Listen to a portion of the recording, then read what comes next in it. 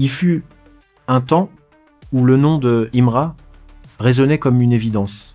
Une étoile montante, un phénomène, un prodige autoproclamé du rap ivoirien que certains voyaient déjà comme le pont direct entre la Côte d'Ivoire et les sphères du rap français, jusqu'à ce que les fans du rap voient cette vidéo devenue virale sur TikTok. Lors d'un tournage de clip, quand la police débarque, Imra s'empresse de fuir.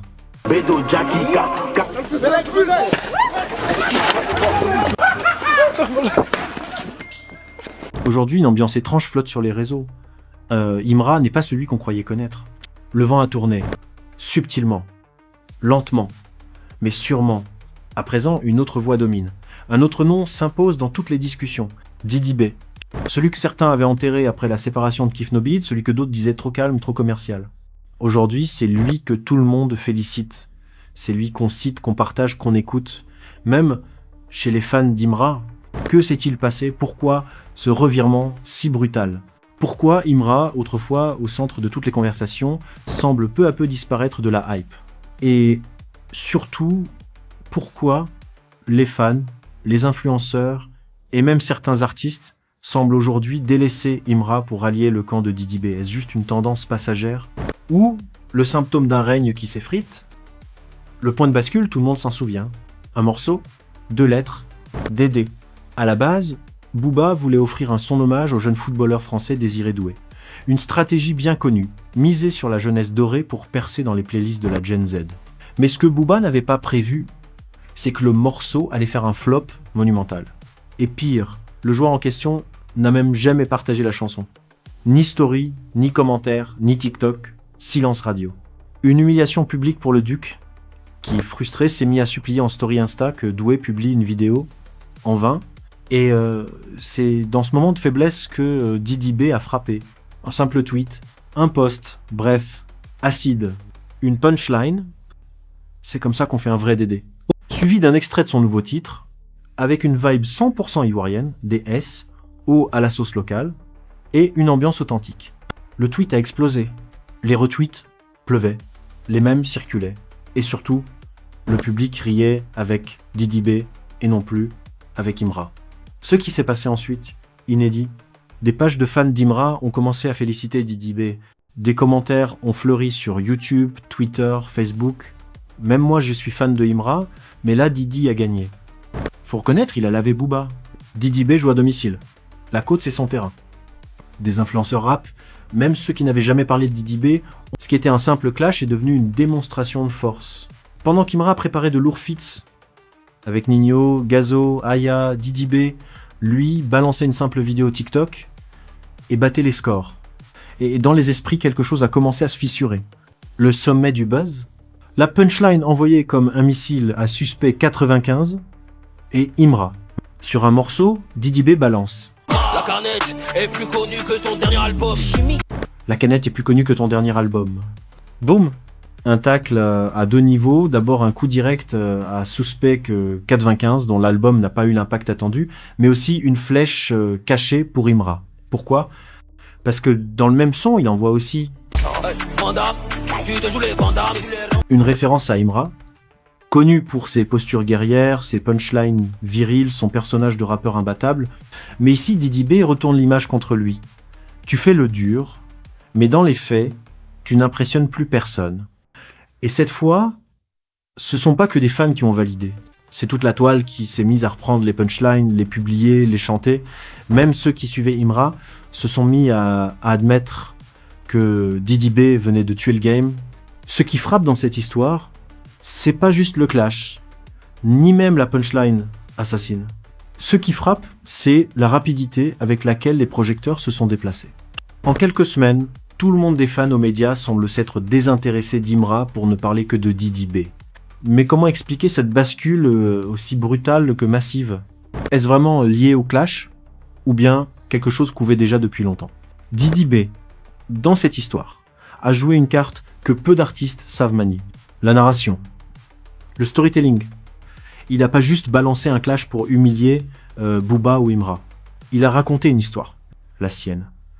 Celle d'un artiste qui ne force pas, qui ne se prend pas pour une star, qui reste local tout en ayant un son international ready, pendant qu'Imra multipliait les featuring, les visuels léchés, les annonces fracassantes.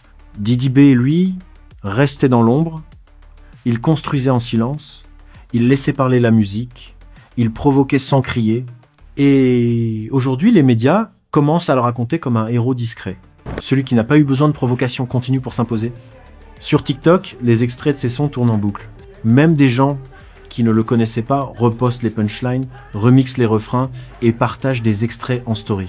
Un morceau en particulier a tout explosé, celui dans lequel il clash Suspect et Imra. La fameuse punchline sur « La canette plus connue que ton album » est devenue un audio viral. Mais ce qui est encore plus surprenant, ce sont les commentaires. Même si t'es fan d'Imra, t'es obligé d'avouer que Didi B est au-dessus. La sagesse a parlé, Didi B c'est pas la hype, c'est la longévité. Didi B t'attaque et tu ressens même pas la gifle.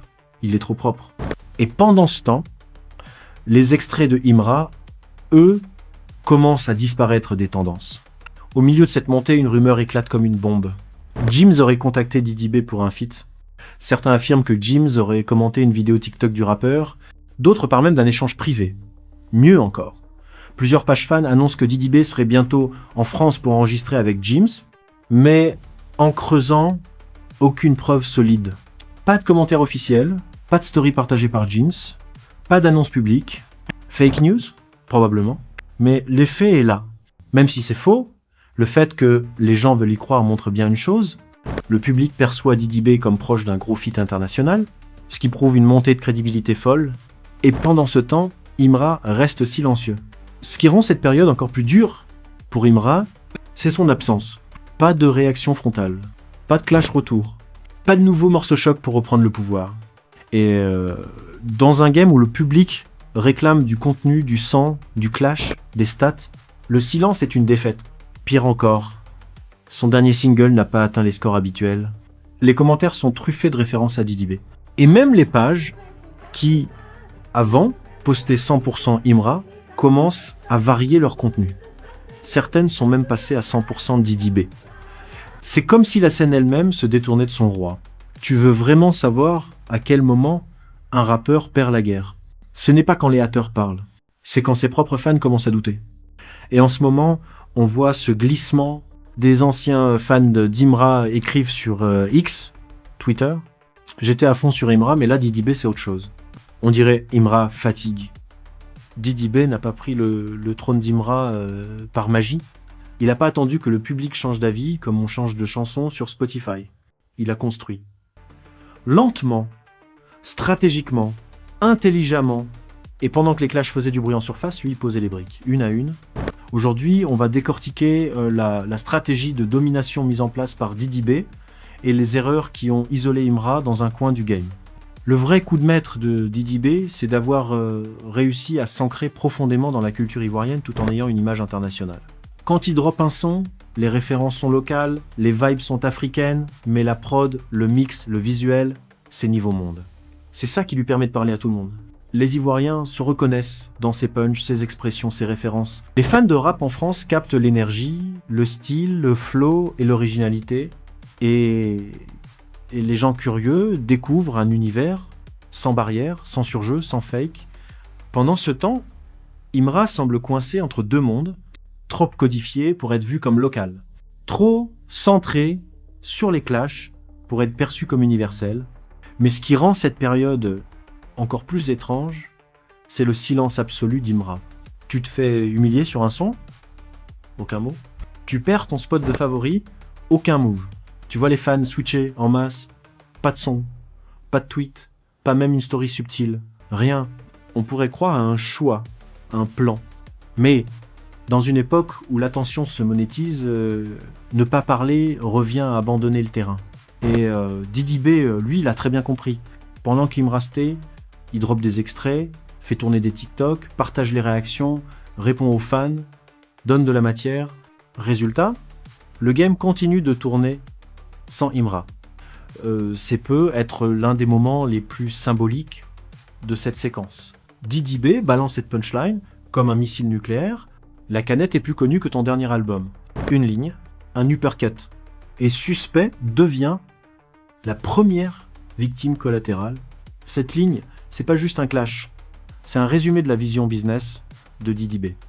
Il ne vend pas seulement de la musique, il vend une marque. Et même sa canette au calamar devient une arme marketing. Pendant ce temps, Suspect se retrouve ridiculisé. Et Imra, lui, est cité juste après dans une autre punchline sèche. Tu te joues les Van Damme. Une phrase courte qui veut tout dire. Imra est perçu comme le mec qui fait le dur, qui joue le fort, mais qui ne livre rien de réel. Et ça tape fort, parce que cette perception, beaucoup la partageaient déjà. L'autre faiblesse d'Imra, c'est sa stratégie musicale. Trop de morceaux, trop vite, trop de feats. Et à force de balancer des sons chaque mois, le public commence à douter de la qualité. C'est un piège classique dans le rap, vouloir rester dans les tendances à tout prix. Mais à force de courir derrière l'algorithme, tu perds l'âme. Au fond, ce conflit dépasse deux artistes. C'est une allégorie du rap ivoirien. D'un côté, la rage, la quantité, les bangers bruts, Imra. De l'autre, la stratégie, le contrôle, l'élégance du flow, Didi B. Et le public, lui, choisit, non pas celui qui fait le plus de bruit, mais celui qui inspire la confiance dans la durée. C'est peut être ça, la vraie leçon. Dans un monde saturé de sons, ceux qui restent sont ceux qui marquent.